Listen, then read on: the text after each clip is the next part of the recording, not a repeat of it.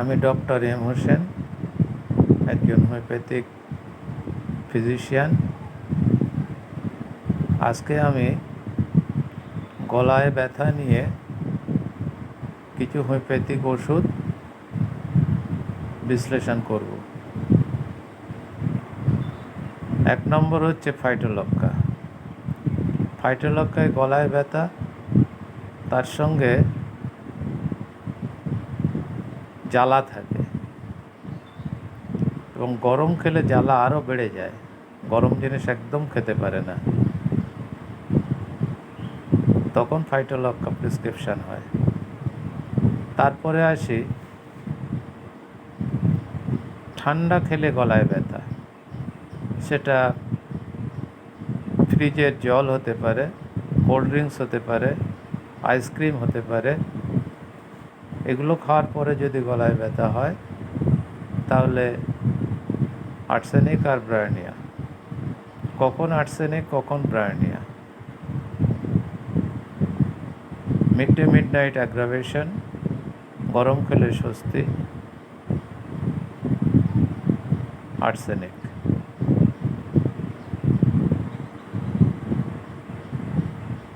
গরম ঘরে গেলে বাড়ে,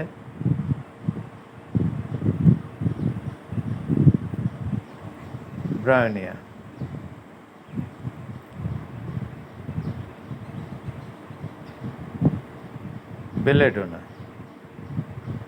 বেলেডোনা কিন্তু গলায় ব্যথার অব্যর্থ ওষুধ।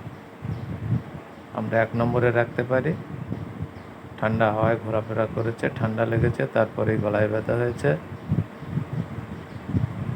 গলায় ব্যথাটা কিছু খেতে গেলে, এমনকি জল খেতে গেলে, এমনকি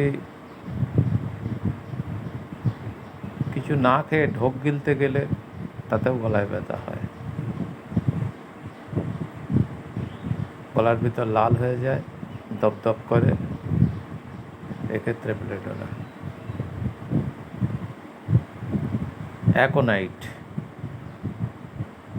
অ্যাকোনাইটের গলায় ব্যথা সাডেন অ্যান্ড সিভিয়ার, হঠাৎ হয়।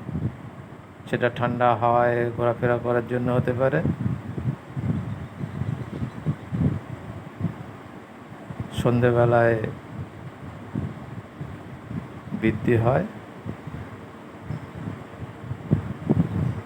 অথবা ঘাম অবস্থায় ফ্যানের তলায় এসে বসলো, ঘামটা গায়ে শুকিয়ে গেল, ঘাম সাপ্রেসড হলো, তারপরেই গলায় ব্যথা শুরু হলো এবং সেটা সিভিয়ার হয়, হঠাৎ, সাডেন অ্যান্ড সিভিয়ার। আমরা সবসময় মনে রাখবো, সাডেন অ্যান্ড সিভিয়ার অ্যাটাক হচ্ছে অ্যাকোনাইট।